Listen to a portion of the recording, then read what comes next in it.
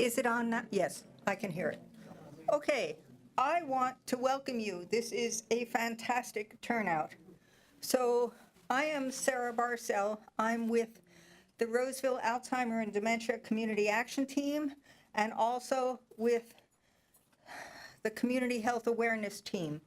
And we have Chat and Roseville AD. We have partnered with the city, who has been a stalwart partner, and with HealthPartners, who I truly value and appreciate for making Dr. Frey available today.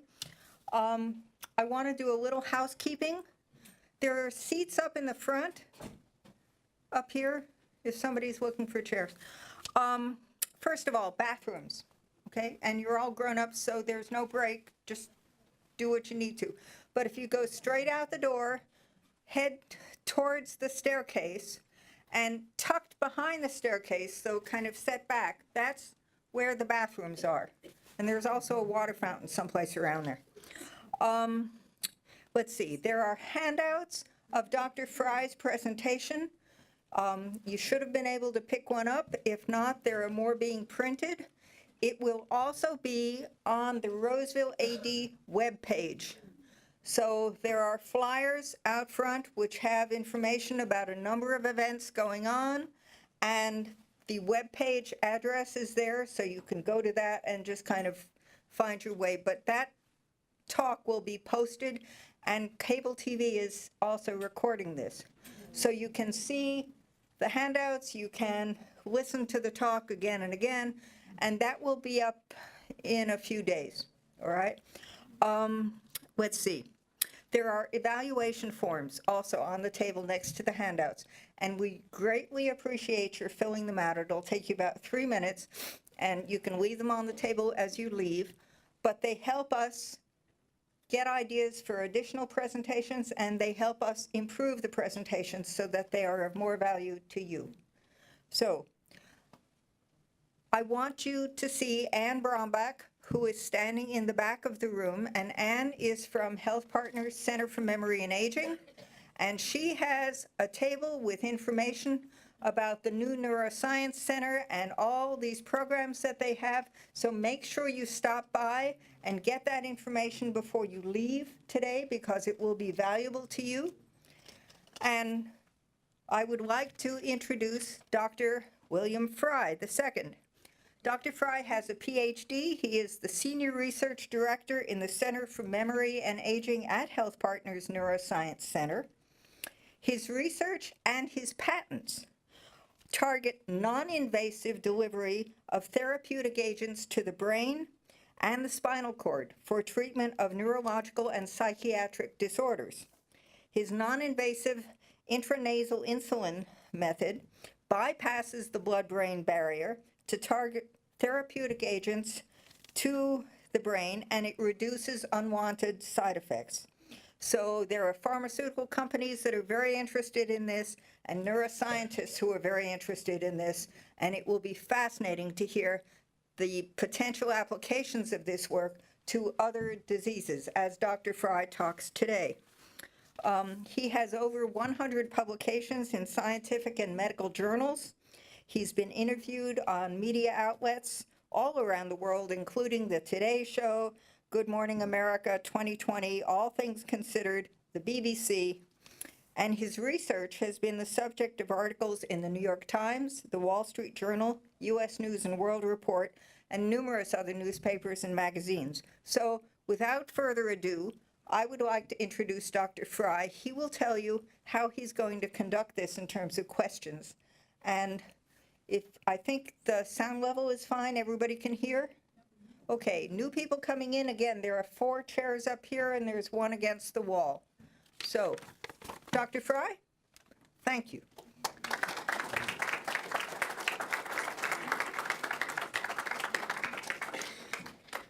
Thank you, Sarah, and thanks to all of you for being here today. What a wonderful crowd. I really appreciate it. I'm very happy to be here. You've heard a little bit about me. You know that I'm not a physician, but I'm a medical researcher, and I've spent the last 41 years working on trying to develop better ways to treat and prevent Alzheimer's disease, Parkinson's, stroke, head injury, post-traumatic stress disorder, many different neurologic disorders.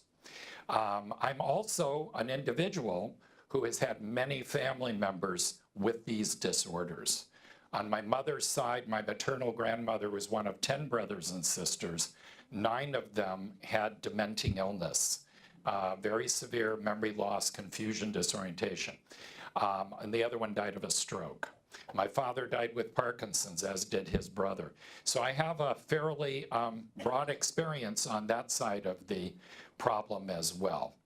So today we're going to start out, and I'm going to be telling you a little bit about why I'm so excited about the future of treating and preventing these disorders, and a little bit about what we've accomplished. Then we're going to take a few questions for a short while, and then I'm going to talk more particularly about prevention. What can we all do now? So you see the title, Alzheimer's New Approaches to Treatment and Prevention.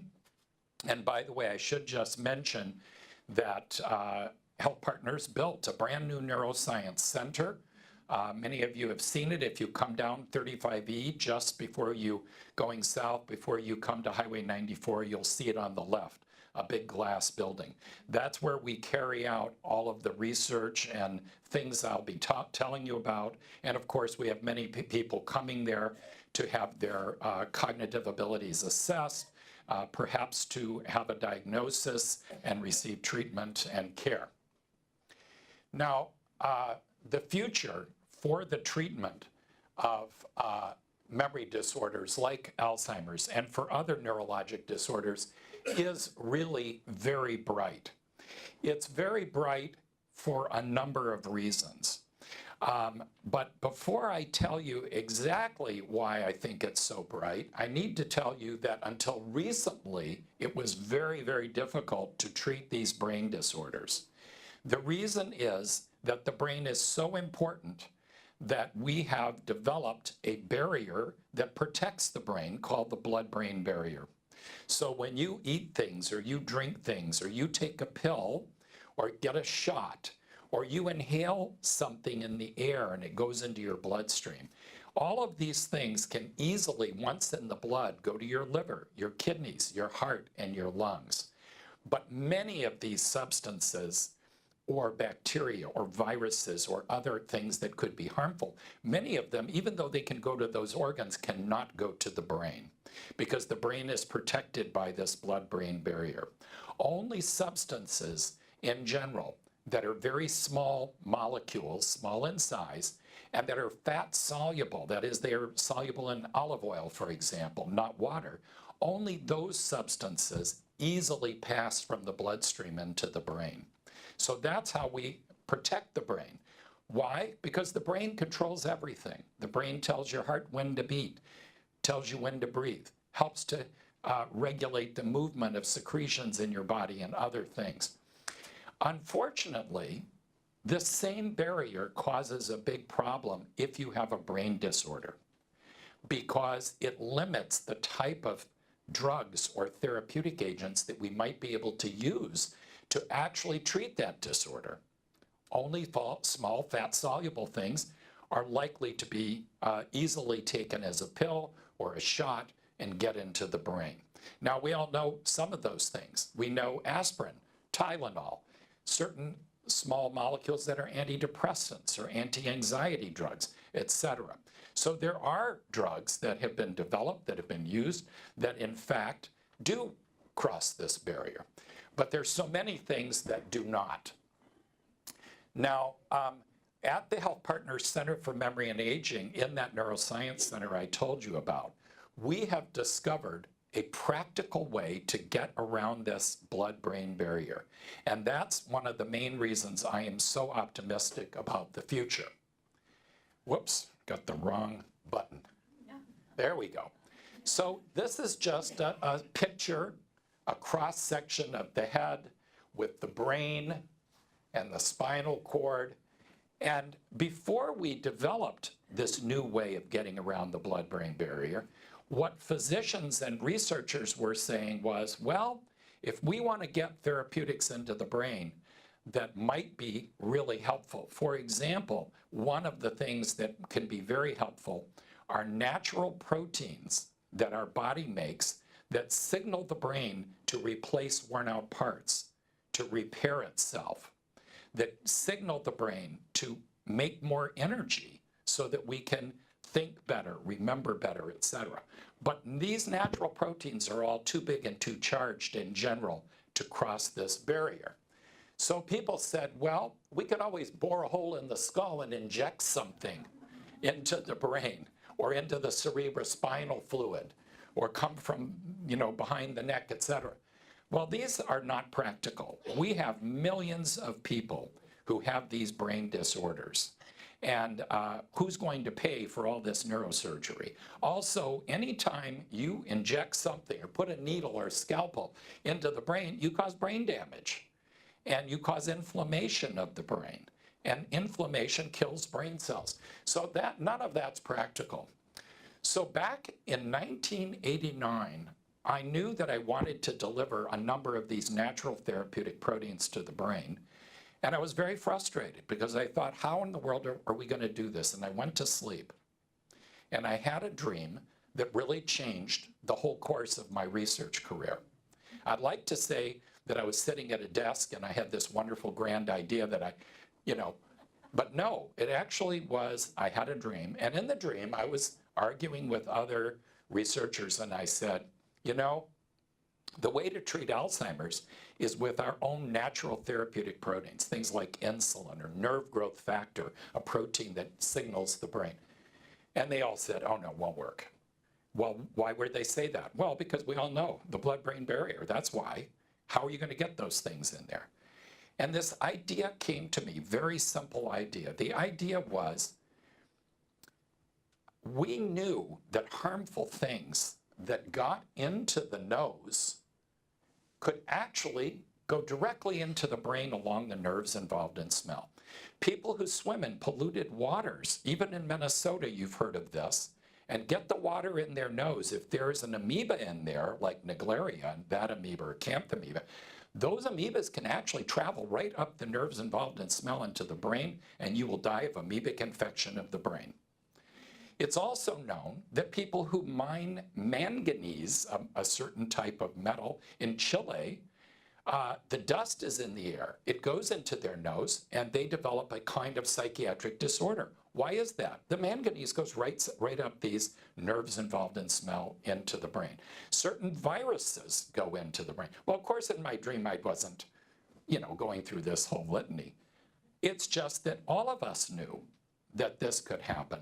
What occurred to me in the dream was much simpler. If bad things can do it, why can't good things do it? I woke up, I was excited, very excited. And before I started to do experiments on this and try this in a mouse, I actually filed a patent application on it because I was so certain this was going to work. And then we did go to work and we did lots of experiments. And we found out that anything almost we tried to deliver into the brain went from the nose directly into the brain by traveling up along the olfactory nerves involved in smell, or another type of nerve called the trigeminal nerves that are involved in sensing chemicals and have other functions. So this is a totally non-invasive method. We're not boring any holes in the skull. We're just spraying the therapeutic into the nose. You could even use nose drops. And in the very first human clinical trial where we showed this worked, we used nose drops even. You're not going through the blood-brain barrier, you're bypassing it completely because your therapeutics don't even have to go into the blood. The delivery is very quick. Within 10 minutes, even less than 10 minutes, whatever has gone into the nose ends up in the brain. You can see how that could also be a problem if you're getting things in the nose that you shouldn't be. Now, the other thing that's so important is that because we're not loading up the bloodstream with a lot of a drug that we only really want in the brain, we're going to eliminate or greatly reduce any of the side effects.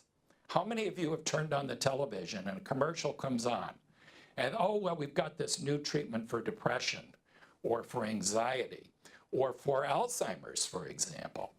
And they show the patient and the doctor, and then for about 5 minutes, they have pictures of the scenery, you know, the beautiful hills, the flowers growing, music playing, while they tell you all the terrible things this drug could do to your heart, your liver, your kidneys, and that you might even die from it. Well, what if you didn't have to deliver the drug to all those other organs? So by doing it from the nose, you have the potential to really reduce or eliminate all of these adverse side effects. Now, this major discovery of the use of intranasal therapeutics, which was made right here in St. Paul, not anywhere else, this major discovery has really revolutionized the way medical research on brain disorders is being done all across the world. If you look into the biomedical literature, you see that people in Korea, people in China, people in Japan, in Brazil, all the European countries, almost every country is publishing papers now on different ways to treat brain disorders using the administration that we developed, this non-invasive intranasal method. So it is allowing not only them to do this, but also us to develop new ways to treat Alzheimer's and all the other kinds of dementias, Parkinson's, a movement disorder, stroke, traumatic brain injury or concussion, post-traumatic stress disorder, epilepsy, diabetes, etc. Now, just to kind of get our terms straight so we're all on the same page, dementia or senility are kind of terms that really just describe symptoms. A person with senility or dementia basically has problems with their memory. It's generally their recent memories or short-term memories, we call it. They don't remember necessarily what happened yesterday, maybe not even a few hours ago, but they may remember things from their childhood. Those are long-term memories. They can be very confused and disoriented. They might not know where they are. They might not know how they got there. They might not know if it's December or if it's July. They might not know who's the president of the United States, although there's probably fewer people that don't know that now. In any case, Alzheimer's is a very particular disease. It's a disease that accounts for 65% of the people who have dementia symptoms. 2/3 of the people with dementia symptoms have Alzheimer's. So if 100 people came through and they said, well, what dementing illness they have, and we all said to everyone, you have Alzheimer's, we'd be right 2/3 of the time, just because that is the major disease causing this. But there are other reasons people have these symptoms. You might have vascular dementia. Vascular dementia is caused by having too many small strokes that reduce the supply of blood and oxygen and nutrients to the brain. You might have Lewy body dementia. People with Lewy body dementia, as we reported many years ago, not only have these memory problems, but they also see things that aren't there. They see people in the room with them that aren't there. They even talk to them, or monkeys in trees, or what have you. And they have some Parkinsonian kinds of movements involved. They might have frontotemporal dementia. This is a different kind of dementia, where you can have all kinds of different symptoms, personality changes. People start putting things in their mouths, like their car keys or their pencils or other things. There are a lot of problems, and there are different types of frontotemporal dementia, complicated disorder. Also, you can have dementia simply because you're deficient in vitamin B12 or thyroid hormone. So and those are treatable fairly easily. What's exciting is that one of the things we've discovered is that insulin signaling and brain cell energy are decreased in all of those people, and they are starting to accumulate iron in the brain abnormally. Normally, we all need iron. We need it for our hemoglobin, et cetera. But that's iron that's bound to a protein carrying out a function. We don't want free iron in the brain. And we'll be talking about how that damages so many key components, including our memory receptors. Now, what is insulin? Insulin is a hormone. It's a protein hormone. Most of us know that people who have diabetes and don't take up blood sugar or glucose properly into their cells are not getting enough insulin signaling. And that's why a lot of people with diabetes ended up getting treated with insulin, or what are called insulin sensitizers. So insulin signaling is reduced in the brains of people with Alzheimer's and these other disorders. Now, Parkinson's disease is a completely different kind of problem. It involves mainly tremor. We see people who have tremor in their hands, sometimes shuffling gait, stiffness, other loss of balance, but they also have memory problems that usually develop. And this involves damage to our dopamine brain cells. But guess what? Even in Parkinson's, insulin signaling and brain cell energy are decreased, and iron is accumulating abnormally. What about epilepsy? Now, there's a completely different kind of brain disease. People with epilepsy have abnormal electric activity in the brain. That causes them to have sudden recurrent episodes of seizures that can mean loss of consciousness or convulsions, etc. But even in epilepsy, the fifth most common neurologic disorder, both brain iron accumulates and blood sugar does not go into brain cells normally. So this also has these problems with not enough brain cell energy, too much iron accumulating in the blood, in the brain. Also, what else do we know? Well, people who have Alzheimer's have 10 times as many seizures as people who don't. That has something to do with the fact that they're not taking up blood sugar normally. If you take an animal and you just reduce the amount of energy going into the brain of the animal, the blood sugar going in, what happens? The animal has a seizure. So there's a lot of things going on in these disorders that are similar. What about stroke? The main cause of disability in adults is stroke. Also the fifth leading cause of death. When does stroke occur? When suddenly one of the blood vessels that delivers blood and oxygen and nutrients to the brain is blocked. If in response to it being blocked, it also leaks blood out of the blood vessel into the brain, then you have a hemorrhagic stroke. Otherwise, we call it an ischemic stroke. But also in stroke, iron accumulates abnormally in the brain, and there's not enough glucose uptake and energy being produced in brain cells. You need energy to repair damage that might be caused by a stroke. Your brain needs that. So now that we've talked about the problem with iron accumulating too much, I want to stop and tell you about a treatment we are developing that we think will help with all of these kinds of disorders. As I mentioned, iron, when it's in the brain at free excess iron, actually inactivates the receptors required for memory and for movement. Fortunately, we've had for over 40 years a drug, now a generic drug, called Deferoxamine. This binds iron very, very tightly. And it's been used normally in people who have too much iron in their bloodstream.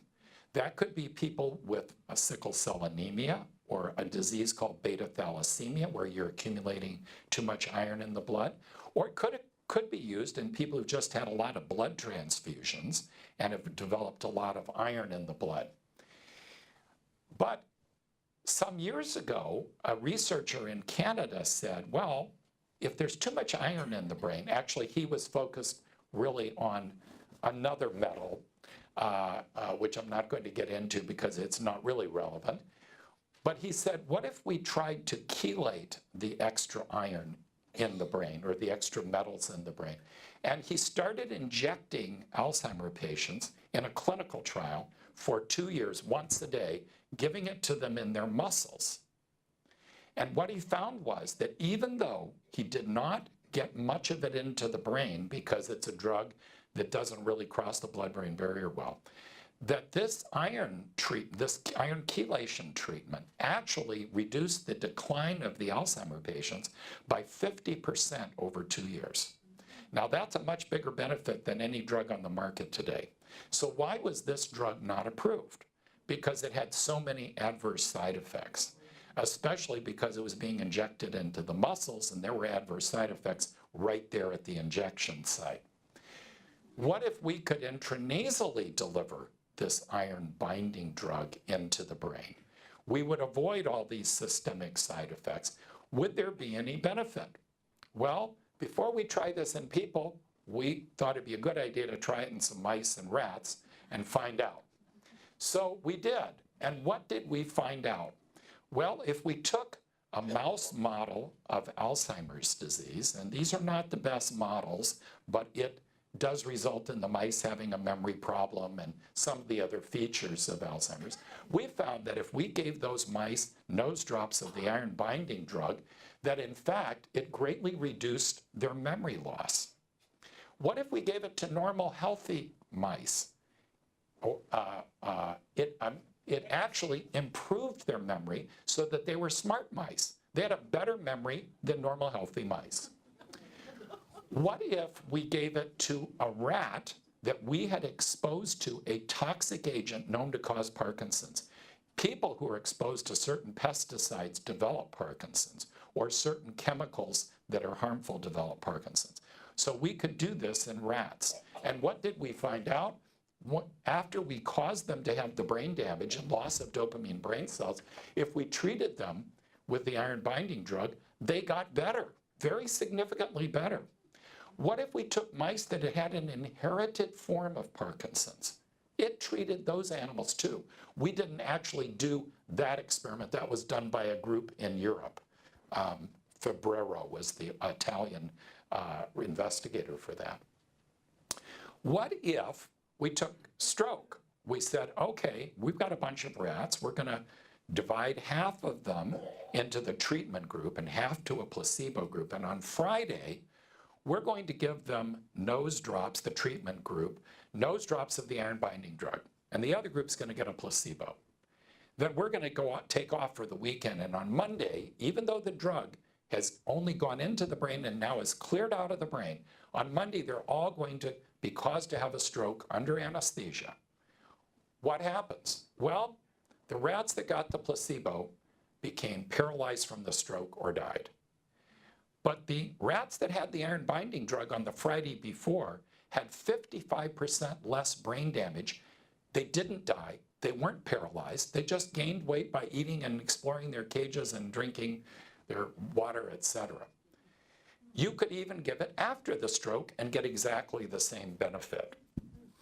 So as funding becomes available, we're going to be conducting clinical trials of this generic drug. This is a drug that has been injected into millions of people over about 40 years. So a lot's known about the drug. We're having discussions with the FDA now. They have asked us to do a few more studies in rats before we start the human studies because they want certain questions answered. They're looking out for the safety of the people that will participate, and that's exactly what we want them to do. Dr. Haitham Hussein heads up the Comprehensive Stroke Center at Regions and at HealthPartners. The very first Minnesota Comprehensive Stroke Center was the one at Regions and HealthPartners. So we're going to be doing our first studies in people with Dr. Haitham Hussein. Now, I already mentioned this about the FDA conversations. So now I've told you only about one treatment, and it's a treatment that has not been used in humans yet as an intranasal treatment. Now I'm going to talk to you about another treatment that has been used in people. I've told you already that in people with Alzheimer's and these other disorders, there is not enough insulin signaling in the brain, and that the uptake of blood sugar or glucose into the brain cells to provide energy for the brain is really deficient. How do we know that? Well, there's a certain kind of brain scan called a glucose PET scan. And when this is done on a normal 75-year-old person, you see all the red and orange and brighter yellow areas. That indicates a lot of blood sugar is going into brain cells and being used to make energy for the brain. The brain needs a lot of energy. Why? It's controlling all the other organs. It isn't just your thinking, etc. What happens if we take someone the same age who has Alzheimer's? Very little uptake of blood sugar or glucose going into the brain. Their brain cells are starved for energy. Now, when this was first observed, what did the researchers think? This was a long time back in the 1980s it was first observed. Well, the researchers at that time said, well, that's not surprising. People who have Alzheimer's aren't thinking a lot. They're not remembering a lot. Probably their brain doesn't need that much energy.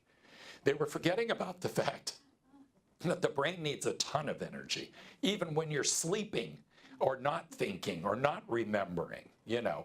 And in fact, the real explanation for this picture difference is people with Alzheimer's can't remember because they don't have enough energy in their brain cells for the brain cells to be functioning normally. Now, why is that? It's because there's not enough insulin signaling in the brain. We know that in people with diabetes, they don't have enough insulin signaling. Their blood sugar, their glucose stays in the bloodstream. They have high blood sugar levels. Their brain cell, the cells of their body are not taking it up properly until they get insulin treatment or some other treatment. So now researchers are saying that Alzheimer's disease is essentially diabetes of the brain, or type 3 diabetes.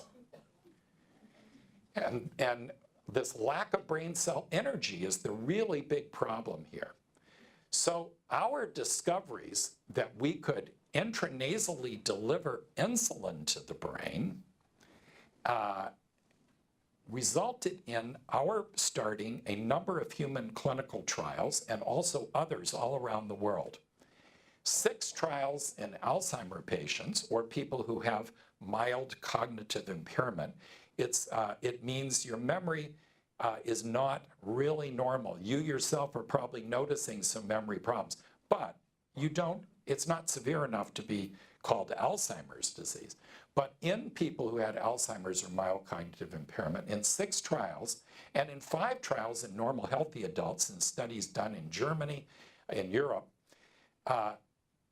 intranasal insulin improved memory. And it did so without altering the blood levels of insulin or glucose.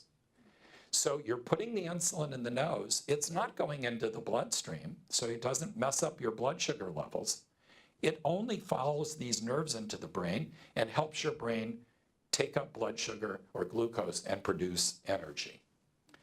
Now, in 2012, the National Institutes of Health and the Obama administration announced that the intranasal insulin treatment was the most promising treatment in development for Alzheimer's disease. Unfortunately, before 2012, there was about 2 decades that went by where they didn't want to fund anything that had to do with intranasal delivery. When we applied for funding, they thought this was a crazy idea. The whole idea that you might be able to put something in the nose and it would end up in the brain. They even said in their review of my grant, don't reapply to the National Institutes of Health until you get someone who knows something about biology to work with you. They really thought I was out to lunch. But fortunately, by 2012, they changed their tune. Now, when they made this statement, they did announce new funding for more intranasal insulin clinical trials. Unfortunately, they didn't realize that this treatment had been developed here in St. Paul. They didn't know who I was because they hadn't funded my work. So they gave the money to their own federal centers around the country. 6 years has gone by, and even though those centers got $7.9 million, I'm still waiting to see the results of any of their clinical trials. So we'll see. But we didn't stop Fortunately, we had very generous donors who donated $1 million for us to carry out the longest trial of intranasal insulin, which is a 6-month trial funded by our donors, taking place right now here in St. Paul. We're using a newer and better nasal spray device that really sprays the drug high into the nasal cavity. We're using a new kind of insulin that is free of zinc, which we think may be better. We're also testing the same treatment in older people with Down syndrome, because people who are over 35 years of age, all who have a Down syndrome, all develop Alzheimer brain changes. So we're wondering if this might be helpful there. So since we're still looking for participants in our big Alzheimer trial, I just wanted to tell you a little bit about it. So basically, it's 6 months of treatment, but the participation in the trial takes an extra month at the beginning and end. So it takes about 8 months.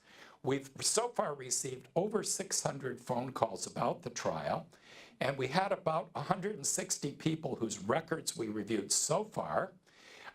And out of that, we have actually entered, as of today, 30 people into the trial. We need 90 people. So we're still looking for 60 more people who are in the very early stages of Alzheimer's, recently diagnosed perhaps, or who have been diagnosed with mild cognitive impairment. So far, no serious adverse side effects have been observed with this treatment, not only in our study, but in the 12 previous studies that have been done. The only adverse side effect that's really been reported is mild nasal irritation. That's not really caused by the insulin, actually. It's caused by the preservatives that the drug companies have added to the insulin. So we are going to be trying to obtain 60 more people to finish up this trial. And Dr. Michael Rosenbloom, who started out at Columbia University and then he was out in San Francisco at UCSF, we recruited him to come here and head up our neurology group and do these intranasal trials for us. He's heading up this trial. He's also, by the way, the physician who sees most people who come to us with a memory complaint and to determine what might be causing that.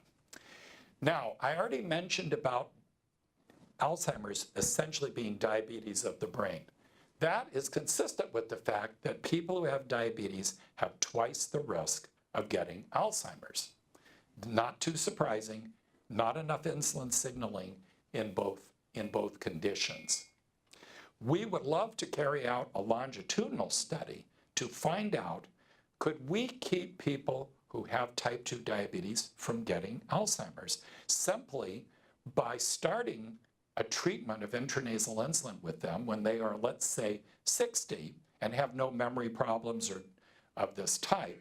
If we kept providing insulin to the brain so the brain had an adequate supply of energy, would they not develop Alzheimer's? That would be a very interesting trial to do. Probably a very expensive trial to do as well. We do know that intranasal insulin does improve memory in people with type 2 diabetes, and we think it may also be helpful for the brain problems that are experienced by people who have type 1 or juvenile diabetes. And we sent off a grant proposal to the Juvenile Diabetes Research Foundation, who have in fact funded it. And that study will be done at HealthPartners between our neuroscience group and the International Diabetes Center in Minneapolis, which is part of Park Nicollet, that it's also part of HealthPartners. So we're very excited about that. We just received the funding and we're setting up to begin that trial. I mentioned that people with Parkinson's have decreased uptake of glucose in key brain regions, and that also suggests to us that intranasal insulin may be helpful. We do know that our studies have shown in animal models of Parkinson's that intranasal insulin treatment does help those animals. So we are planning to begin by the end of this year a clinical trial in people with Parkinson's of the intranasal insulin treatment. The FDA doesn't have much concern about our use of intranasal insulin because there are already 12 completed trials. No one's ever had any major or adverse side effects from it. Now, this same treatment might be helpful for other brain disorders. We know stroke involves decreased glucose uptake and metabolism, and that limits the energy the brain has to repair itself following a stroke. We also know from research that we've done in collaboration with the U.S. Military Medical School in Bethesda, Maryland, that an intranasal insulin treatment dramatically improves recovery of rats that have had a traumatic brain injury. So we are very interested in testing this in people who've had concussion or traumatic brain injury, whether that'll be veterans who were exposed to an IED, or sports enthusiasts or professional sports players, etc. We also have received funding already to carry out a clinical trial of intranasal insulin with Yale University to treat people who have post-traumatic stress disorder. Now, what's the reason that we would want to do that? Well, when people have chronic unalleviated stress, they actually have an elevation of the stress hormone called cortisol. And cortisol has been known for a very long time, based on research done by a fellow named Sapolsky, to block the uptake of glucose or blood sugar into the brain, especially in the areas of the part of the brain involved in memory and emotional response. Intranasal insulin has been shown in Germany in adult men to reduce the production of cortisol in response to stress, and we know it increases the production of energy, or ATP, or brain cell energy, in people. So this seems like a very good thing to test, and we're just waiting now on the Yale University Institutional Review Board to approve us to start the trial. It was funded by the largest psychiatry foundation in the country, that trial. This is the HealthPartners Neuroscience Center, and although most of the work I've told you about is being carried out right there, we do have collaborators. As I mentioned just previously, we work with the U.S. Military Medical School. We have collaborations with MIT, with UCSF in California, all kinds of places around the world. And one of our collaborations is with a research group in Tübingen, Germany. We have a woman, Lucina Danielen, who's Armenian, but is a very, very excellent scientist in Germany. She comes from actually a family of famous scientists in Armenia.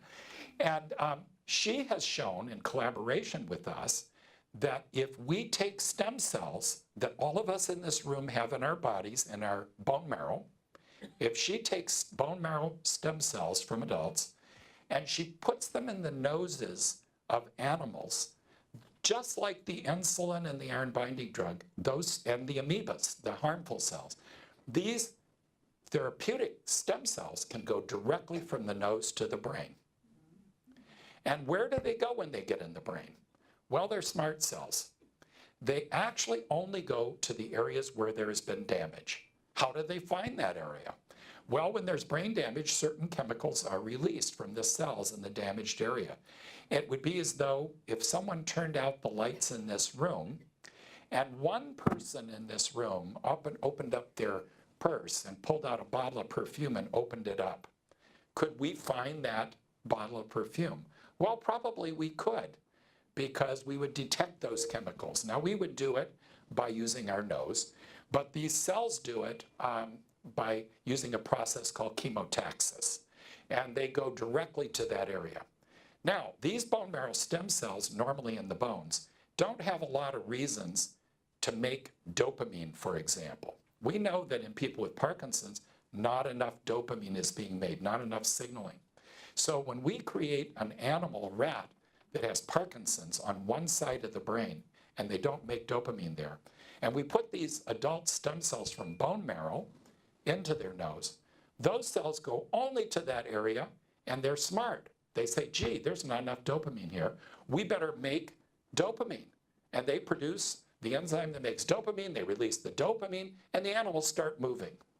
So it's really pretty amazing. We showed that in 2011 with Dr. Danielen, that we could treat Parkinson's. And just last year in Washington, D.C. at the International Neuroscience meetings, we showed we could treat Alzheimer's, improving the memory of the animals. These are all in animals. We could reduce certain proteins that accumulate that abnormally there. Another woman in the Netherlands, Cindy van Veldhoven, showed that she could treat neonatal brain damage in newborns, newborn animals. Generally, we're talking about mice now, but these are models for cerebral palsy. And she got very, very good benefits in a variety of studies she's published. Another woman, Dr. Wei, who happens to have been a grad student of a fellow from Nanjing, China, who years before was one of my postdoctoral fellows, she went to Emory, and now she's shown she can treat stroke in animals, rats that have stroke, with intranasal adult stem cells. Another woman, Dr. Fransson in Sweden, has shown she can treat multiple sclerosis in animals, MS. And at the University of Chicago, another woman scientist, along with us, showed she could treat brain tumors. All of these different things using just the same, essentially the same type of treatment. And even spinal cord injury has been examined and found benefit. So as our intranasal insulin, iron-binding drug deferoxamine, or adult stem cell treatments move forward through clinical trials, through FDA to get FDA approval, we also, of course, are going to need to proactively take steps to reduce our risk for getting Alzheimer's in the first place. And to do that, we need to change or modify our lifestyle choices so that we actually are promoting healthy brain aging. And that's going to be the next part of my talk, but I'm going to stop for a few minutes now while it's still fresh in your mind about the various treatments and why we're developing them, to see if you have any questions that I might answer about what we've covered so far. So yes, in the back there. You mentioned the insulin, when you take it through the nose, goes directly to the brain and not through the blood system. So would someone who is type 2 diabetic qualify for your trial? Oh, that's an excellent question. So I'm going to repeat it. She said that I mentioned that the intranasal insulin treatment goes directly from the nose into the brain, and it does not go into the bloodstream. So does that mean that a person who has type 2 diabetes could be in this clinical trial that we're looking for 60 more patients for? The answer is yes and no. Yes, a person who has type 2 diabetes can be in this trial. But if they're actually injecting insulin, then the FDA does not allow us. If they're being treated with a drug or diet modification or whatever, they can be in the trial even though they have type 2 diabetes. But if they're actually taking insulin injections twice a day, the FDA has not let us include them in the trial. Our trial, by the way, I told you there have been 12 previous trials with intranasal insulin. Our trial, the 13th one, is the first trial to allow people with type 2 diabetes to be in the trial. But they still would not let us include people who are actually getting injections of insulin. But that's a good question. Yes? I have a question relative to what's happening to mitochondria in your studies, and if you're doing anything to increase mitochondria and their functioning. Yes. Connection with your... Yes. So Professor Munson, Bob Munson here, has asked a question about the mitochondria, the powerhouse of the cell. So all of us have mitochondria in our cells that produce energy we need.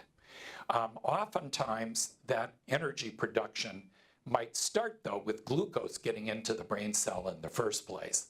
And then various processes are carried out, and the mitochondria is very important in producing that energy. And his question is our research taking into account the fact that there could be problems in the mitochondria? There are problems in the mitochondria in these disorders. And I'm going to say yes, it is. I can give you a couple of examples. So Multiple sclerosis, for example, and I'll just give this one example. Multiple sclerosis is a demyelinating disorder. The nerve coverings in the brain, the myelin that covers the nerve fibers in the brain, is attacked by an autoimmune process, and it becomes damaged. In order to really recover from multiple sclerosis, you would like to have a process called remyelination take place. You'd like the body to repair itself and produce more of this natural nerve covering that our nerve cells need. There's a certain cell type that actually makes myelin, an oligodendrocyte cell in the brain that makes myelin. And it turns out that when people who have MS, these cells are not doing well. They're not doing well. But if you provide these cells with insulin, or you provide these cells with ATP, which is an energy compound, or creatine phosphate, another energy compound, suddenly these cells all do better. So we know that intranasal insulin, from studies done in people, we know by imaging the brain with a specialized type of magnetic resonance imaging that can see high energy phosphate compounds, we know it elevates brain cell ATP in people and creatine phosphate. And the mitochondria are a part of this whole energy production process. So we believe that, I'm not saying these are the only treatments that you could ever develop for these things, but we believe that this is one approach. Also, we've published papers in the journal Mitochondrion and other places because we know there's problems with the mitochondria in these disorders. And we believe a lot of those problems involve iron.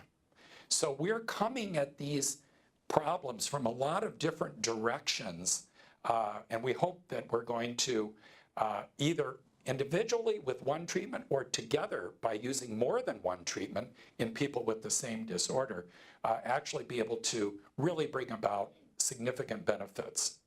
One more question, Bob. Relative to that, in the Swedish studies, the vitamin D has been shown at high blood levels to wipe out development of multiple sclerosis. Yes, yes. Studying any of those interactions? We are. His question was about vitamin D and multiple sclerosis. I just had a meeting early this week with Dr. Brittany Conway, who is our MS specialist, and we talked about exactly this question that he raised about vitamin D and how it can be beneficial for not only MS. We're going to talk about that, I think, on the next slide. So I'm going to come back to that. Yes, right here. What effect, if any, might iron infusions have on iron accumulation in the brain? Well, when you say iron infusions, are you talking about for someone who's anemic? Yes. Okay. Well, it's really important not to become anemic.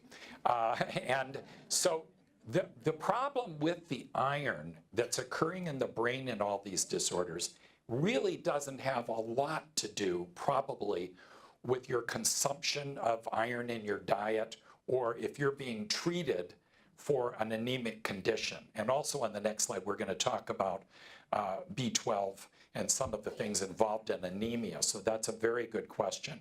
So you need to get your treatments for, you don't want to be anemic for a whole variety of reasons. I'll just give you one example about anemia and vitamin B12. My father had to have an ileostomy. That's where they remove a lot of your intestines because of problems with the intestines. And it's well known that people who have an ileostomy don't absorb vitamin B12 normally. You need vitamin B12 so that you don't become anemic. You also need iron in your diet so you don't become anemic. Well, he had all these doctors, but none of them really thought about the fact that he'd had this ileostomy. And he started to get, his memory started to deteriorate really badly. That's what happens when you're B12 deficient. And guess what? He became very weak and tired. That's what happens when you're anemic. And the doctor called me up on the phone and he said to me, Dr. Frey, your dad is so weak, he's falling asleep while he's eating lunch and dinner, and you're really going to need to buy him a wheelchair. And I said, well, have you checked his B12? And the doctor assured me, oh yeah, we check his B12 every quarter. And I knew he had this doctor for 2 years. So, and everything's fine. So he hung up. I called right back, same number to the main line. Could I speak to the nurse? Could you send me my dad's lab reports for the last 2 years? I got them. Every quarter he was tested. Every quarter it said, patient is severely B12 deficient and anemic. Guess what? Doctors never looked at those. They did the test. They charged for the test. They never once looked to see what the result was. So his memory went down the tubes. He couldn't keep awake. You know, all of these things. He was severely anemic. So those, it's important. You got to have your B12. You got to have your iron. Other questions? Yes. When people sign up for clinical trials, do you need to rule out people with other psychiatric issues? That is a good question, and I'm not absolutely sure about the answer. All you'd have to do is call the HealthPartners Neuroscience Center, and they'll connect you with the right person. That's a good question. I don't know the answer. Yes? What is the cost of treatment for the intranasal insulin and the intranasal DFO? Okay. Well, for the clinical trial, there's no cost. Right. You know, Or if but this the proves successful. well, that's a very important question. So her question was, if the intranasal insulin or the intranasal deferoxamine iron binding drug are approved by the FDA, what would be the cost of treatment? Now, what's going to surprise you is that unfortunately, and I emphasize the word unfortunately, the cost will be very low. Unfortunately. Why is it unfortunate? Exactly, because the pharmaceutical industry has no motivation to develop and provide these treatments because the cost could be very low.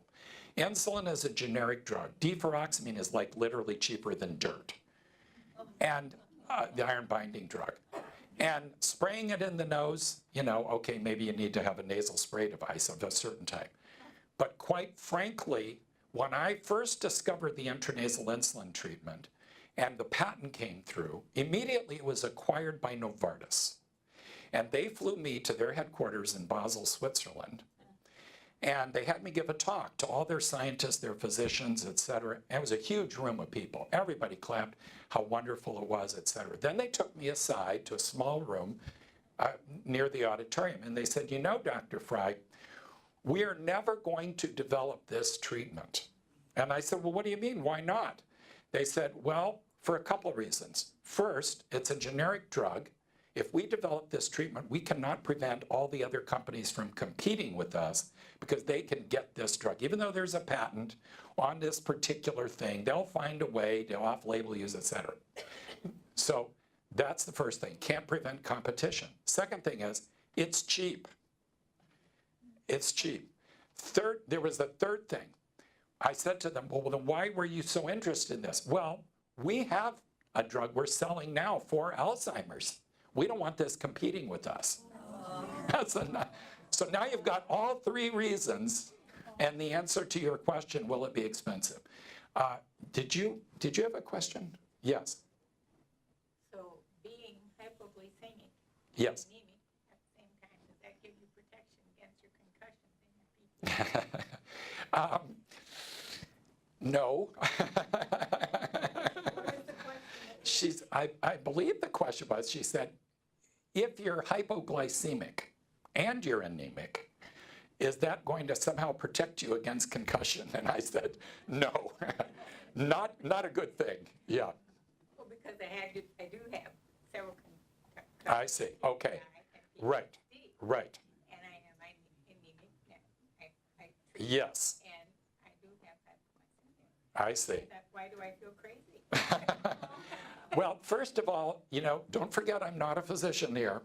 But first of all, the brain needs a lot. You know, I didn't talk too much about type 1 diabetes, but since you've asked this question, I'm just going to mention this as another example with one of my family members. So my first cousin married Robert Wood Johnson, who's the J&J, Johnson & Johnson one of the heirs. He owns the New York Jets, et cetera. And their oldest daughter had type 1 diabetes.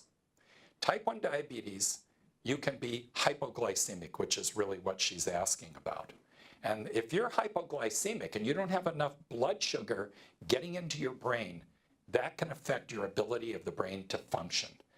That is why the Juvenile Diabetes Foundation is giving us money to see if intranasal insulin can help that. Unfortunately, my first cousin's daughter died from this because she lived in a big mansion in Hollywood by herself. One day she became hypoglycemic, she passed out, that was it. So it's, yeah, you had a cousin who did the same. All the organs were Right, donated, they could not find any damage. right. There's a number of conditions where this occurs, and I believe it also can occur even in epilepsy, because even in epilepsy, you can have seizures from hypoglycemia. So there are many, many situations like this. I've got to take one more question, then I have to talk some more, and we'll take more questions. Yes? If the Alzheimer's patient has no sense of smell, does that mean that the nerve pathway that delivers the treatment is somehow impaired? Okay, good question. She said, in people who have Alzheimer's, a lot of times people with Alzheimer's have lost their sense of smell. People who have Parkinson's usually have often lost their sense of smell. People who have Huntington's disease or there's so many of these, many people lose their sense of smell. Number one, even if you lose your sense of smell, that does not prevent the therapeutics from going from the nose to the brain. That delivery that we discovered and developed that's being used all over does not require that you have a sense of smell. Also, sometimes people with aging simply lose their sense of smell. It doesn't mean that just because you've lost your sense of smell that you're going to have one of these disorders. So it's a fairly high percentage, actually, of people who are over 65 who lose their sense of smell. Now I'm going to stop taking questions, and we're going to talk a little bit about preventing memory loss, reducing the risk for Alzheimer's. What is it we all need to be focused on? What is it we need to do? Number one, exercise. Exercise. If you think about what is different today than it was in, let's say, 1900, what is different today? Number one, in 1900, the average life expectancy for a woman was what? 50. 50. People are living a lot longer now than they used to. That's number one. Number two, how much exercise were people getting back in 1900? Were they getting in the car and driving somewhere, taking the bus somewhere, picking up things at the grocery store, No. People were doing a lot of manual work. They were getting a lot more exercise.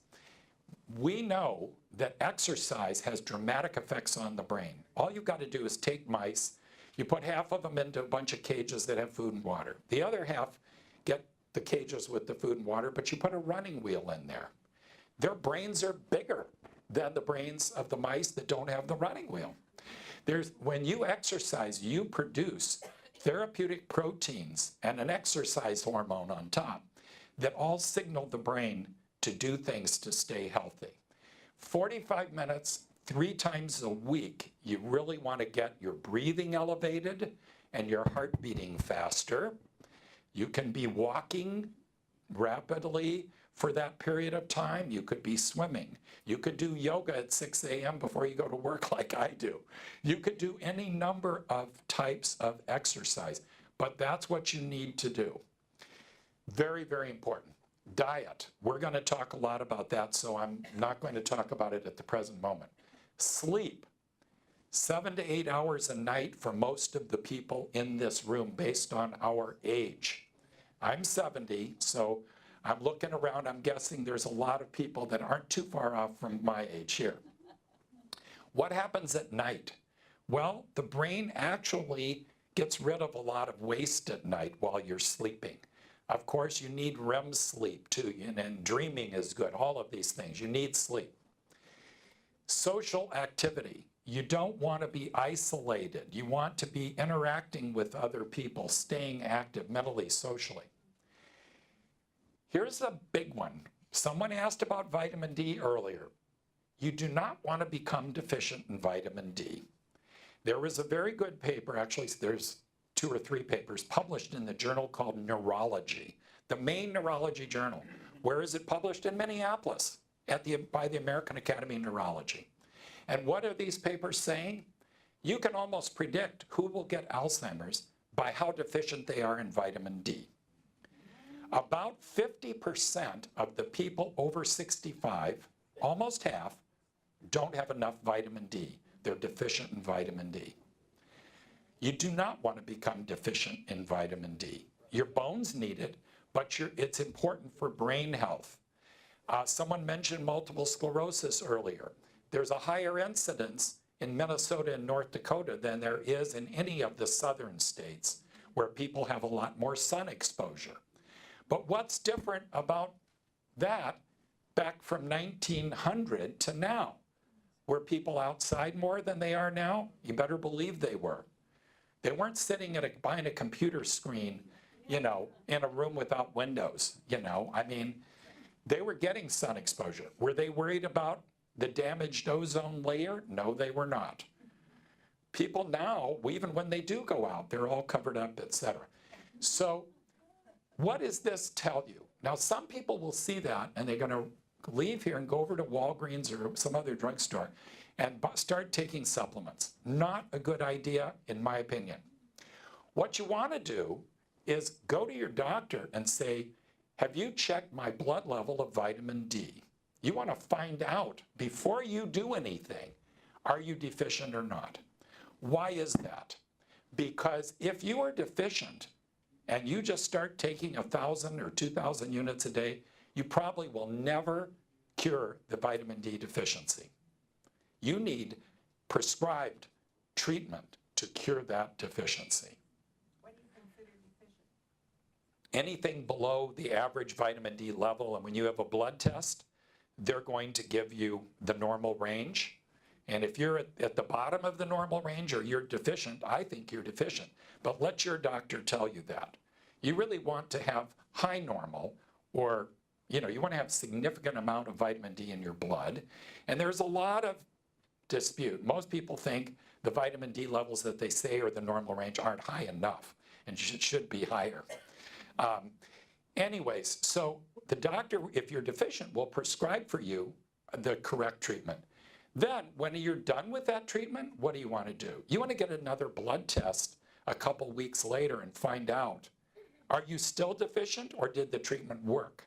I have people who work with me who were deficient. They got the treatment, went back, found out they were still deficient, had to take the treatment again, and the second time around did the trick. Now, once you know you're not deficient, then if you want to take a supplement or something, that would make more sense as a way to use it. You don't want to be deficient in B12. We already talked about this, because the brain needs B12 to have a good memory. You don't want to be deficient in thyroid hormone. If your thyroid gland stops putting out enough thyroid hormone and your doctor doesn't do a blood test and see that and give you treatment, Synthroid or some other treatment, you're going to have a bad memory. So these are all important things on this slide to keep in mind. Now, we know that plants and humans evolved together, and we're talking over very long periods of time. Plants not only are the major source of our calories, nutrients, they're also the source of a lot of our medicines. About 40% of pharmaceuticals in use in the US originally were derived from plants. You think about aspirin, originally found in willow bark and other plants.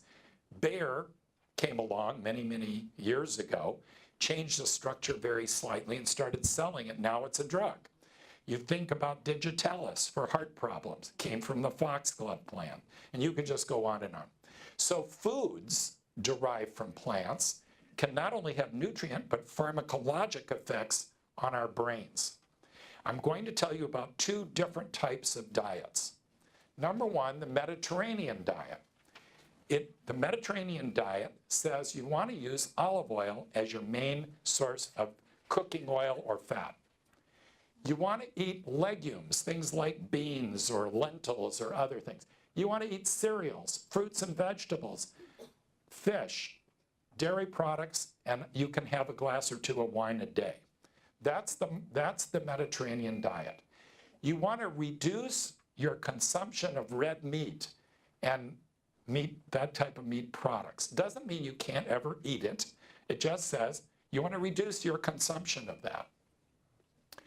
Well, if you do a study like was done by Columbia University, where you follow 647 elderly people who did not have a dementing illness, you follow them over time, you ascertain exactly what their diet is, and now you start doing brain scans to find out, are they losing brain cells by the brain scans? What you find out is that if you adhere to the Mediterranean diet, you have less brain cell loss.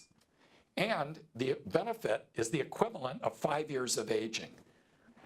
Now, this is just starting with older people. If you start younger, you might have an even bigger benefit. So the Mediterranean diet is much better than the typical American diet in terms of brain health. What looks like might be an even better diet is the MIND diet. And you have the slides that will help you with this, but there's also other handouts available. So at Rush University and Harvard, they did a study looking at over 900 people between about 60 and 100 years of age, followed them for about 5 years. And what they found was that greater adherence to the MIND diet appears to protect against Alzheimer's disease. The estimated benefit from their study is a 53% reduction in the rate of getting Alzheimer's for people who really followed the MIND diet closely, and even a 35% reduction in the people who followed the MIND diet only moderately. So here are some of the items that the MIND diet says you should be eating.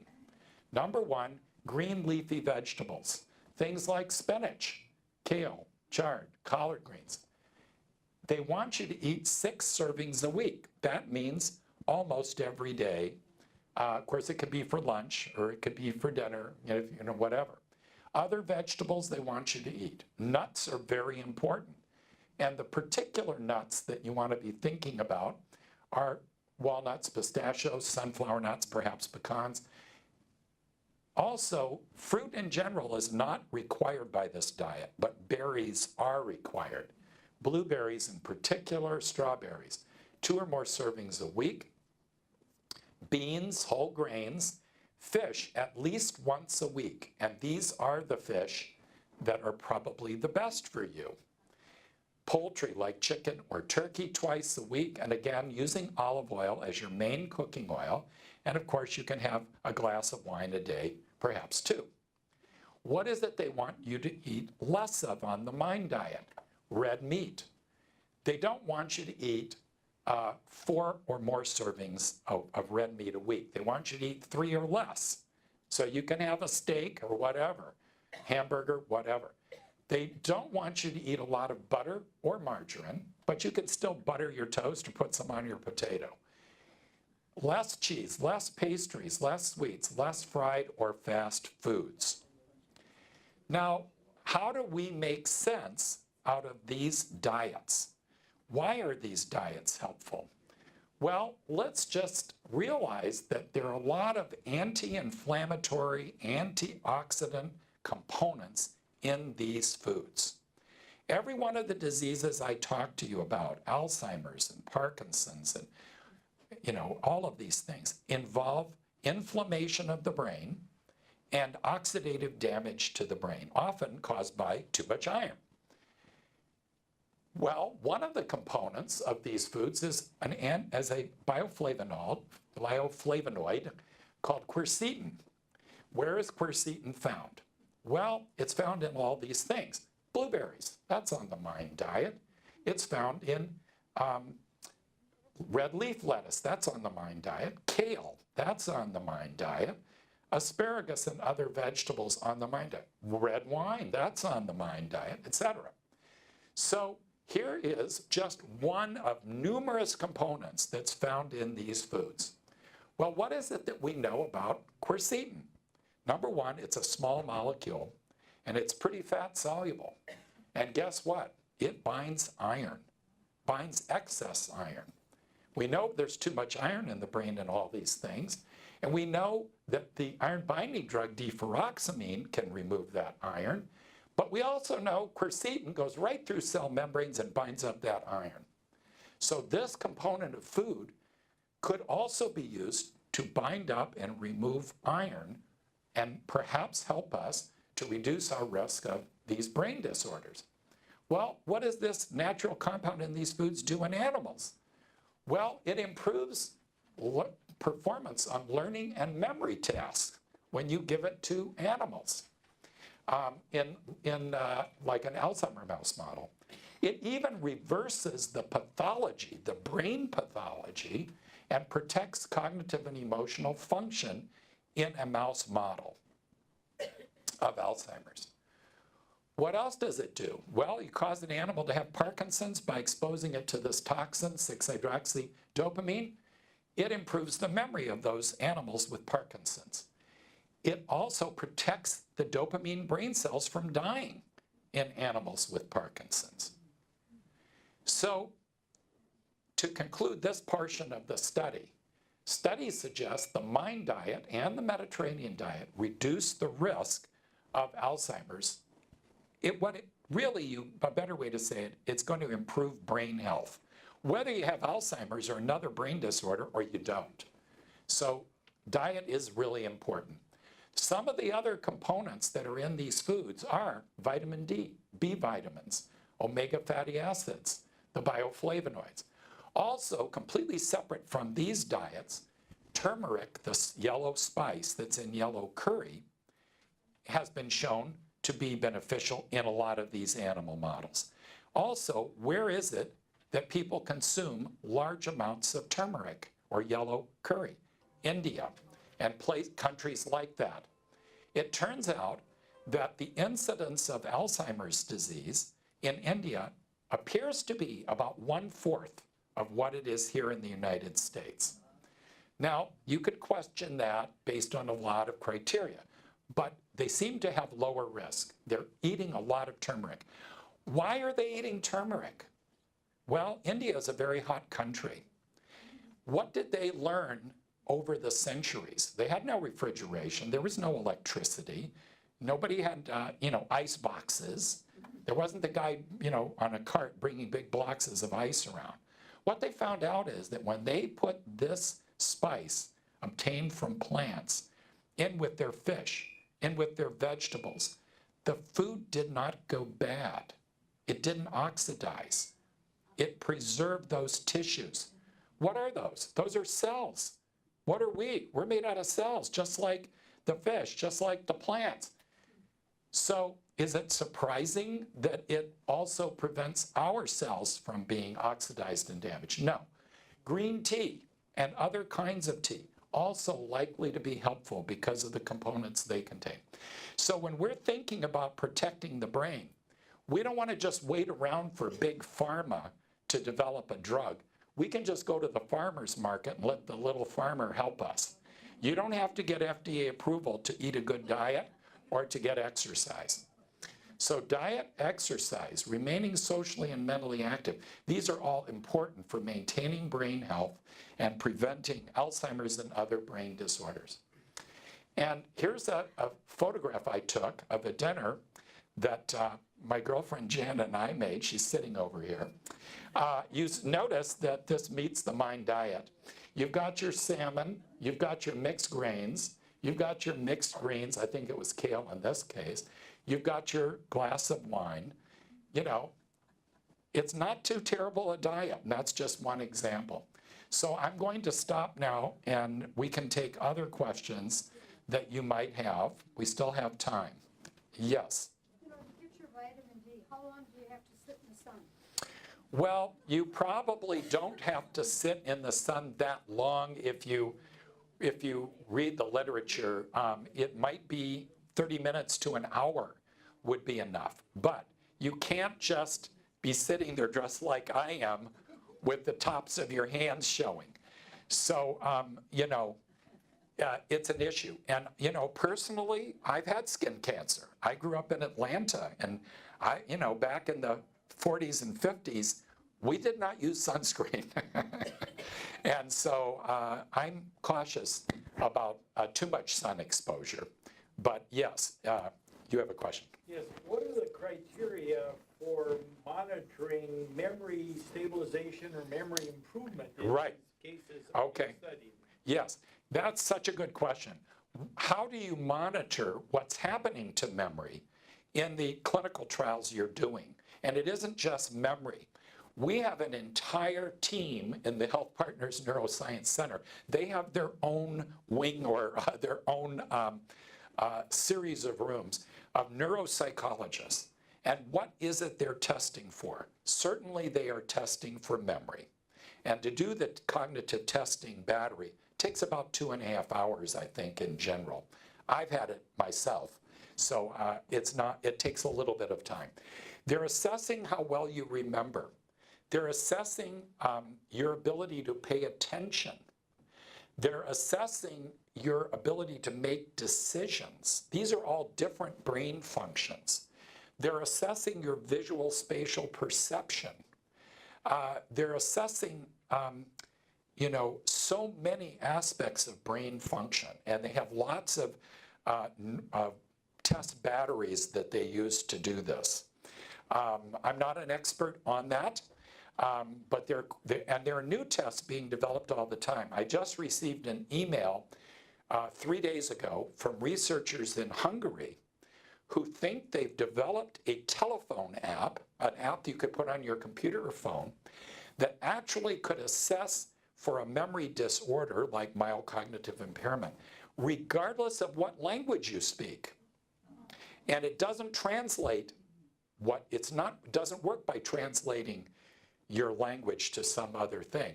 It has to do with the actual speech process that they believe is altered in memory disorders. Now, whether that actually works really as well as they think it does or not, I'm not sure. They're trying to get groups like ours to try this and compare it to the other methods.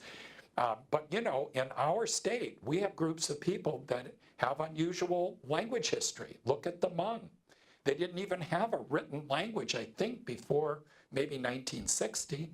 And how do you assess if you have people from another country? Let's say they're from Somalia.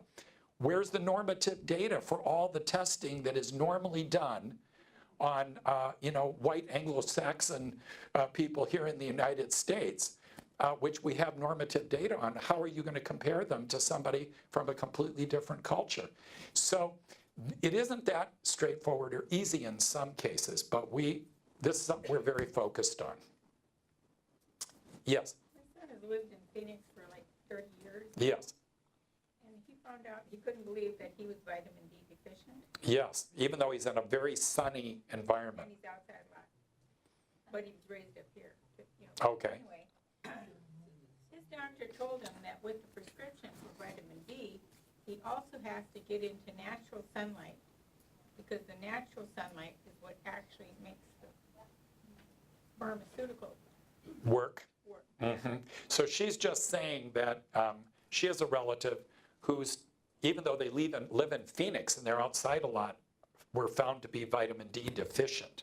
Of course, this is a person born in Minnesota who went to Arizona, and that the physician told her son that not only did he need the prescription treatment to treat the vitamin D deficiency, but that he also had to go outside in the sun as part of the treatment.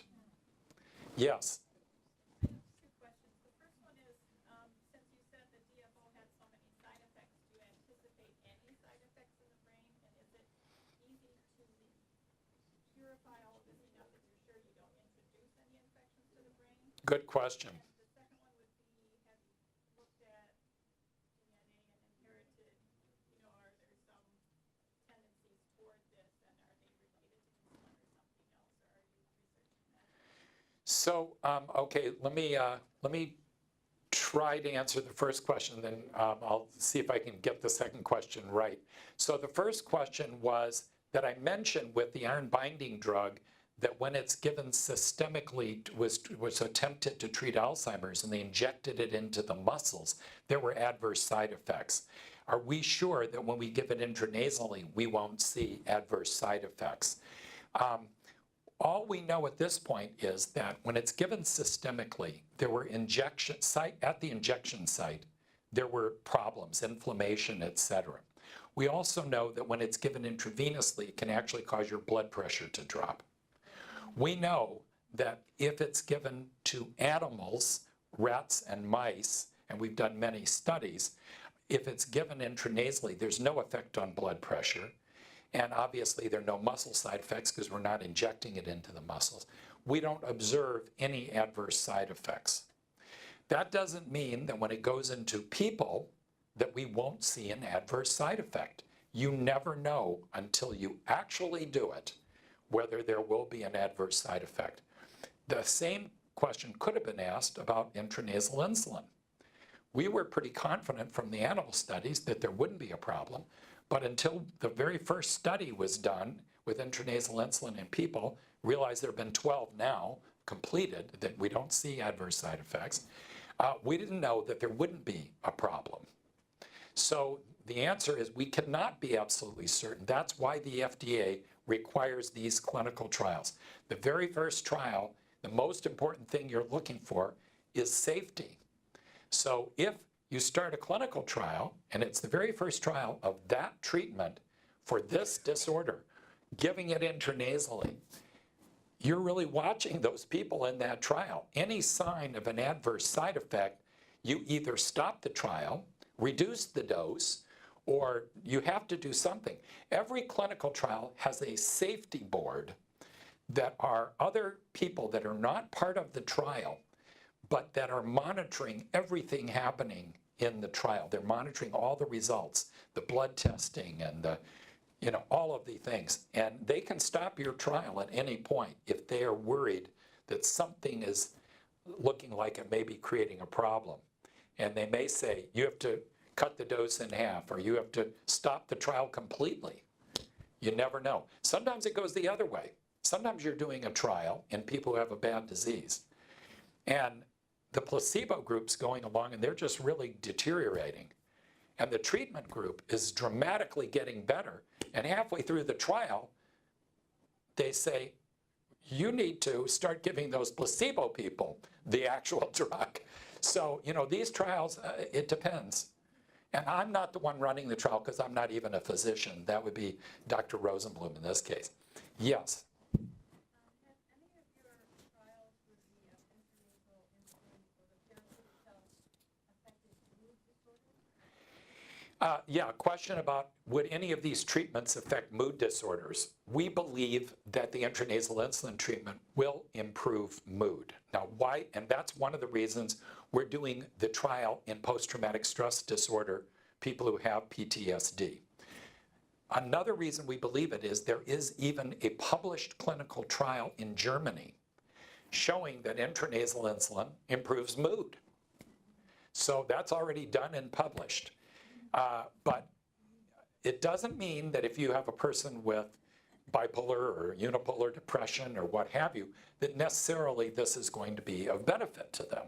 Also, things can be of benefit, but how much benefit? That's another key question. Maybe what you're doing helps people significantly, but is it really enough to change their life, to really make a big difference? I'll tell you something else that I really didn't get into before this. Another reason I'm so optimistic about the future for the treatment of Alzheimer's and some of these other disorders is that for the past 40 years, almost all the money that was raised for Alzheimer's research, not the money we got because we didn't do this, but that almost all of it went to try to develop a treatment for Alzheimer's that reduced a protein called amyloid. This was based on a hypothesis that someone came up with in the 1970s. And you basically, if you applied to the National Institutes of Health for funding or to the Alzheimer's Association for funding, and you were not trying to reduce amyloid, you would not get money. They weren't interested in your idea about developing a treatment because everyone was so sure that to treat this disease, you had to reduce this amyloid. Now, 40 years has gone by. Hundreds and hundreds of millions of dollars have been spent on this. Not a single treatment has ever been developed which reduces amyloid that has improved Alzheimer patients. In fact, Pfizer and then Eli Lilly and then Merck each spent about $1 billion. All of them developed drugs that reduce amyloid. And those treatments, when given to people, made them patients worse or no better. Without any of these big pharma money or anything else, we came up with a treatment that improves memory, attention, and functioning, hasn't any adverse side effects. Why am I excited? Because gradually people are waking up and they're thinking, maybe that wasn't so smart, putting all our eggs in one basket. Maybe we should be funding different approaches to solving this problem. A paper just came out I think in the last month, and it's all about amyloid. This is the boogeyman according to 90% of the people working on treating Alzheimer's. And what does this paper say? Your brain needs amyloid, beta amyloid, and it needs it for 5 different major functions. And guess what? If you really do get rid of it, you're going to have a hell of a lot of trouble. That makes me very optimistic. Not because I don't want an amyloid-based treatment to succeed. Listen, I got all these relatives with this disease. I don't care who comes up with the answer. I'm going to be very happy when they come up with it. But I'm seeing a change in the field. People are open to using this type of delivery and these kinds of treatments. People are not insisting that they have the only answer. In the very back, yes. Yes, I was wondering what the ideal age range would be for your clinical testing. For instance, would a candidate be even a 90-year-old person? Okay. I believe that people can be 90 and be in our trial, but that is a good question. Her question is, what's the ideal range of ages to be in this trial?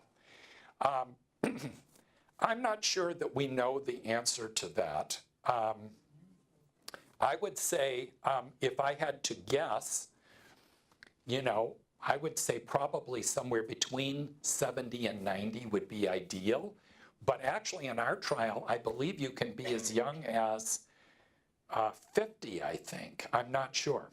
Now, one other question that was asked earlier that I didn't answer was about, I think, genetic alterations, and was it about early onset Alzheimer's or? Is there a genetic component and do you Okay. utilize the DNA? Is that something Right.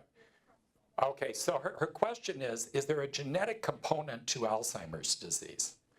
So it's a kind of complicated question. First of all, people who have an alteration in a gene that codes for a cholesterol-carrying protein, which we call APOE, apolipoprotein E, those people who have a certain type of that gene are at much higher risk of Alzheimer's. The very first paper showing ApoE was altered in Alzheimer's, we published with our collaborators at University of Minnesota, and it was 1991. That's the main risk factor, is that genetic alteration for getting Alzheimer's.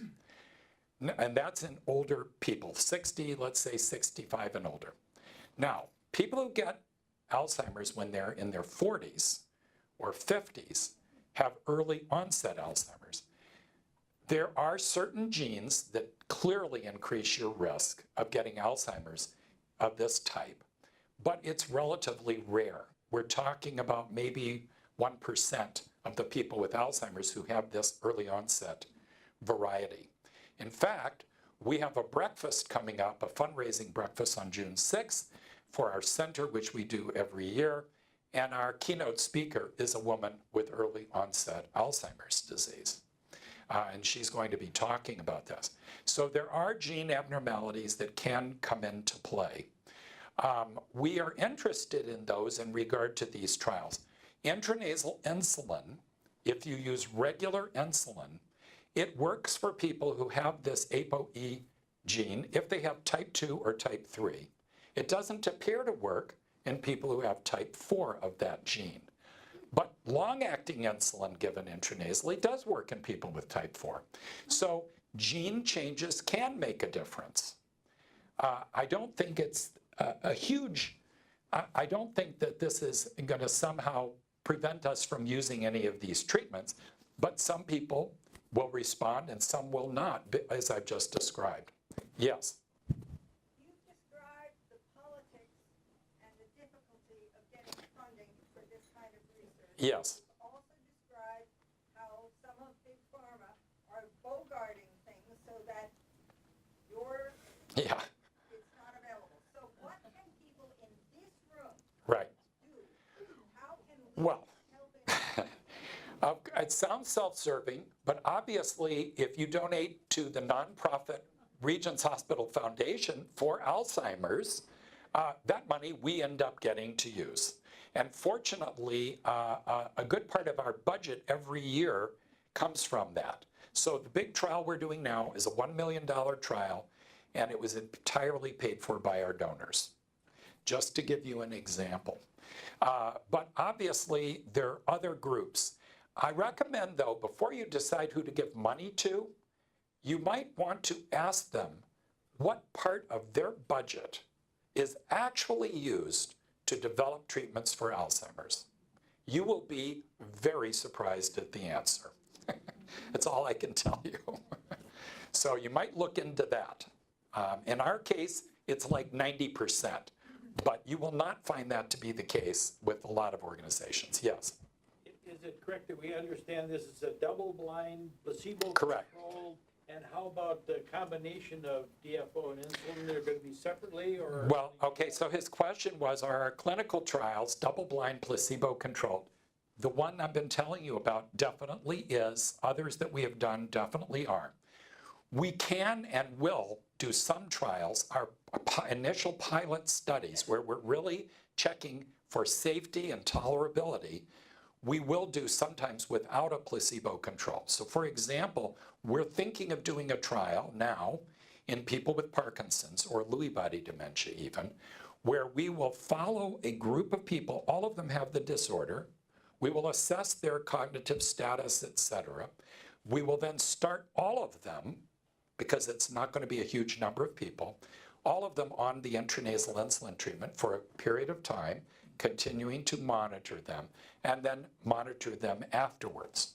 So in that case, it would not involve a placebo control, but it's the first time in people with this particular disorder, and we want to make sure everything's safe. We want to look for, is there any signal of benefit in this, that, or the other? And we want to be able to give the results of that to the FDA, so they will then approve a double-blind, placebo-controlled trial of a larger size. Oh, yes? In the studies that you have already done with DFO for intranasal insulin, what is the size of the benefit that you have seen? Yes, that is a very good question. Her question is, how big is the benefit that you have seen or others have seen in these intranasal trials?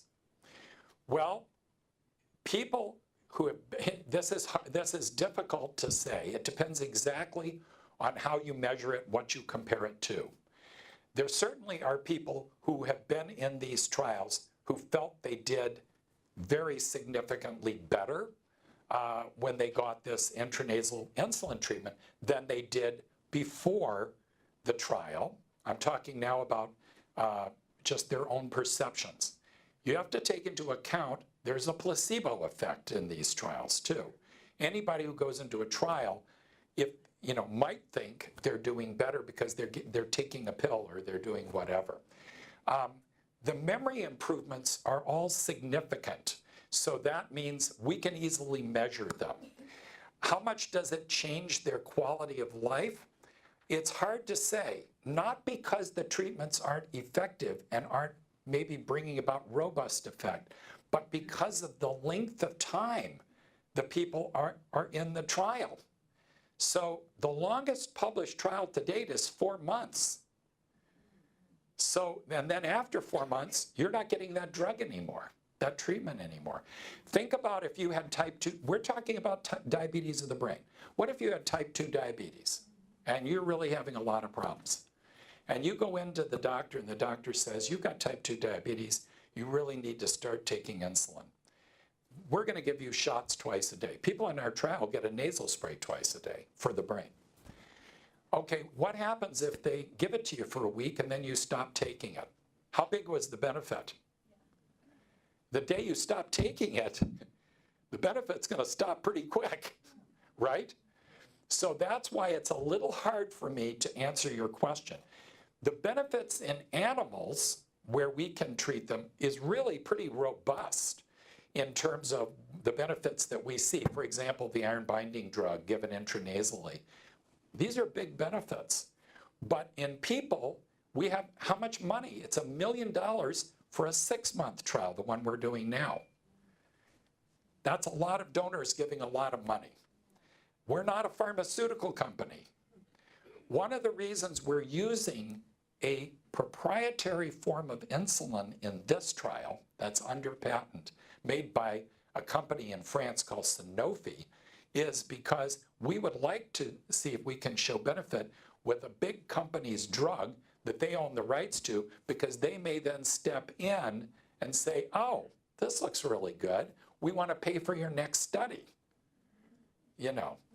So there are a lot of practical issues involved in this. Yes, right in the front. When you say there was a benefit, even though it was a fairly short term, did it look like it was continuing or did it plateau? I don't know the answer to that.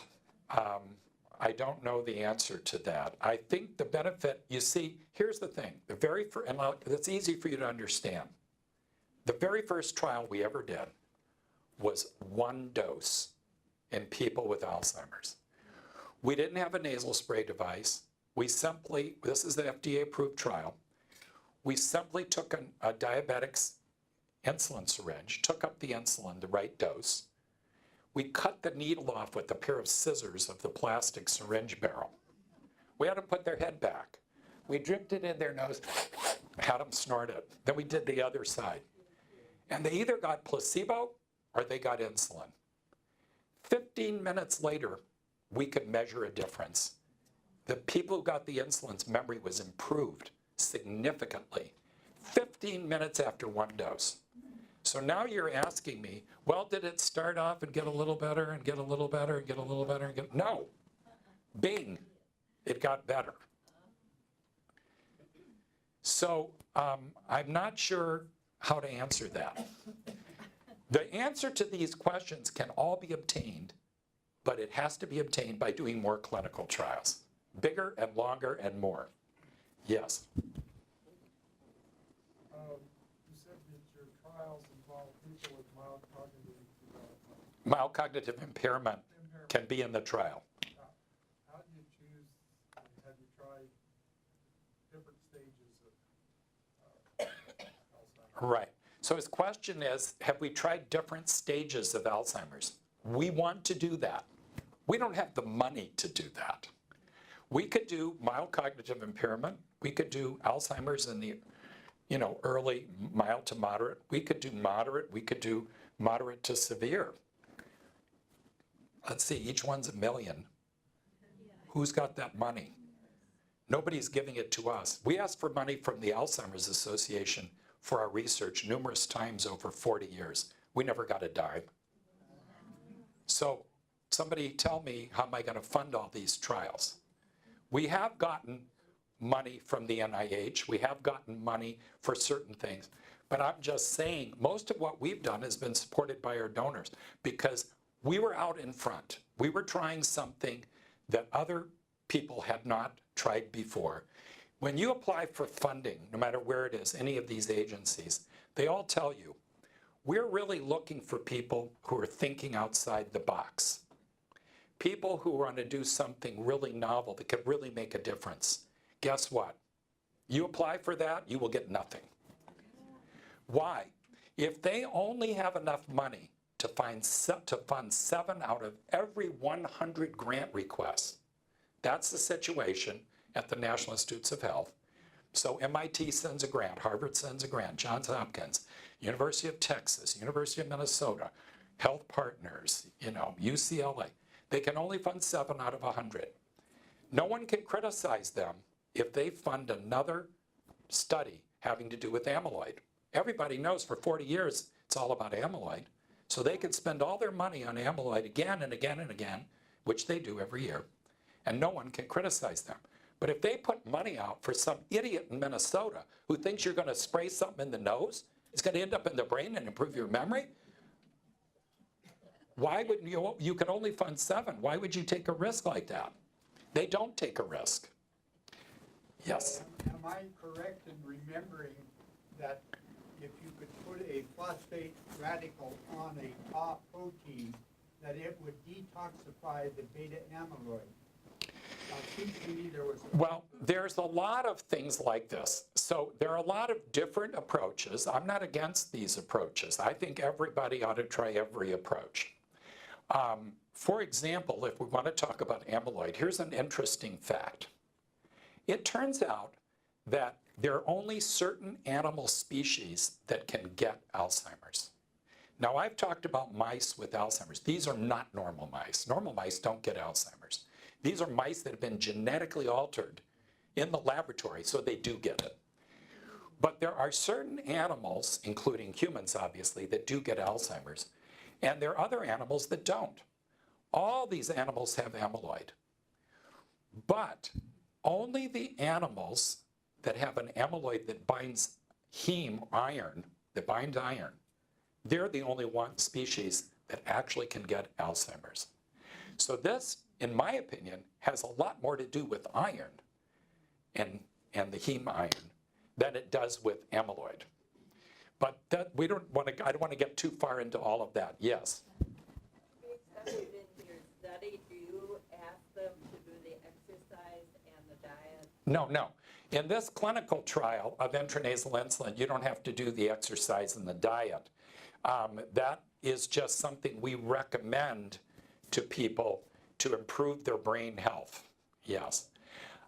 One more question, or one or two, and then I'm going to stop, but I'm not leaving. I'm going to stay here so people who continue to have questions can come over and ask them. Yes? In the future, do you see a possibility of some kind of computer simulations that can maybe do some of what the trials do? Yeah, his question is, do you see a possibility for using computers and computer simulation to help get us some answers that might replace what the trials do? Honestly, I don't see it yet. Now, there are people who are computational biologists, and they like to take all the information that's out there and put it into a computer and ask it to come up with an answer. I've had some experience with that. First of all, there's an old saying that goes back to the beginning of the computer age: garbage in, garbage out. That's the first thing. So a lot of what comes out of that depends on what goes in. And, you put in too many wrong things. A lot of studies are published that turn out not to be reproducible, not to be correct. You don't want too much of that if you're going to try that approach. So it's hard for me to see that. I'm not I'm not an artificial intelligence person or a computer person. I'm amazed at what they can do in all kinds of realms. But I don't know, I don't see that really at this point. Yeah. And any other questions? Yes. Any information on coconut oil? Okay, coconut oil. What was the other one? Or CoQ10 or CoQ10. over-the-counter? Right. So I think these are all very interesting things. These are all very interesting things. You see, the reason coconut oil came up as a potential, to provide potential benefit, is that even though the brain normally gets almost all its energy from blood sugar or glucose, which often requires insulin signaling, in starvation, it's been found that you can actually get energy into your brain cells from certain fats. And coconut oil can provide those fats. These are called ketone bodies. So that's a woman who had a husband with Alzheimer's, actually. She was a doctor. She came up with this idea. Very good idea. And there are studies. I was actually funded with a collaborator in Canada to do a study on one of these kinds of supplements in Quebec. But so there are people looking at that. What I'll tell you is that I don't see coconut oil by itself being a huge benefit, although I drink a ginger and turmeric tea every morning, and I put a little coconut oil in there because it helps to absorb the turmeric, the chemicals from turmeric. Someone else asked about, the same person asked about CoQ10. CoQ10 has been developed in large part because they thought it would benefit the heart. But there's a lot of reason to believe it would probably benefit the brain. So there are a number of supplements, CoQ10 would be one of them, that look potentially very promising. Is there absolute evidence that it's going to help you? No. I'm going to stop and I'm going to remain here. Anybody else who has a question can walk up and ask me.